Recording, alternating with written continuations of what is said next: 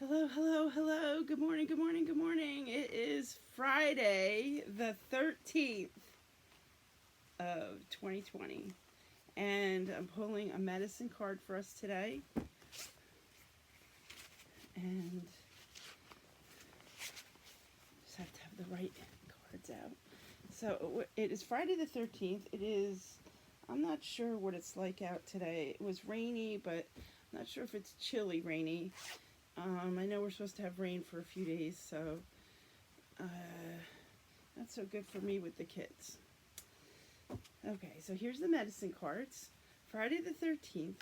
It's going to be an awesome day, and we're going to have a nice message for us to go into today and the weekend.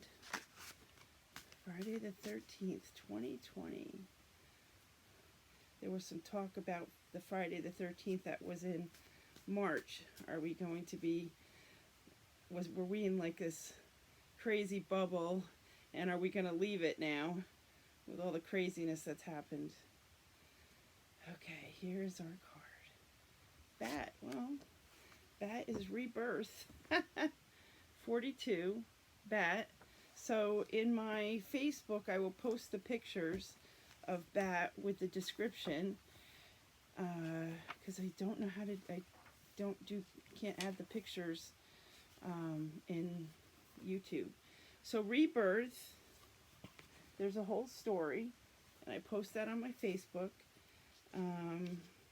There's a ritual of rebirth and death, and it says, if bat has appeared in your cards today, it symbolizes the need for a ritualistic death of some way of life that no longer suits your growth pattern. This can be a time of letting go of old habits, or of assuming the position in life that prepares you for rebirth, or in some cases, initiation. In every case, bat signals rebirth of some part of yourself or the death of old patterns. If you resist your destiny, it can be a long, drawn-out, or painful death. The universe is always asking you to grow and become your future. To do so, you must die the shaman's death. Okay, so basically, think about what this means. It means that if life is trying to have you change, if things keep coming up and you resist, sometimes, if you recall, something really bigger comes along that forces you to change. So it's worth considering choosing the change you want, because change is just part of life. And rebirth can be a whole new wardrobe, or a couple of new recipes, and you're going to change your diet, or it could be as significant as moving, shedding your house and your job, but that's giant. But a rebirth is a mindset, and it can be helpful to choose things on your own without having to be forced. Some people have trauma happen that forces change, like a horrible health diagnosis, or a house burns down, or they suddenly get fired. Those are changes that cause rebirth, but those are not the changes you want to choose.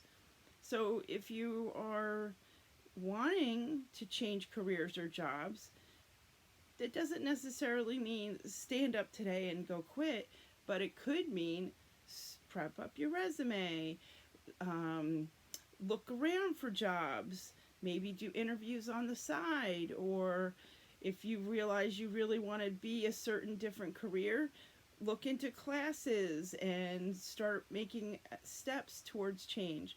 Those are the things that can bring about a big rebirth. Some can be religious, some can be having a new baby or starting a family. I'm choosing to be a foster parent, and I haven't had my first placement yet, so that's going to be a giant change and rebirth, a new lifestyle to work around and fit the child in. So rebirth and ritualistic death, sometimes it can be releasing emotions, writing down things in a notebook and burning it or filing it away as a letting go. So there you have it. So be well, be safe, be happy, and choose your change.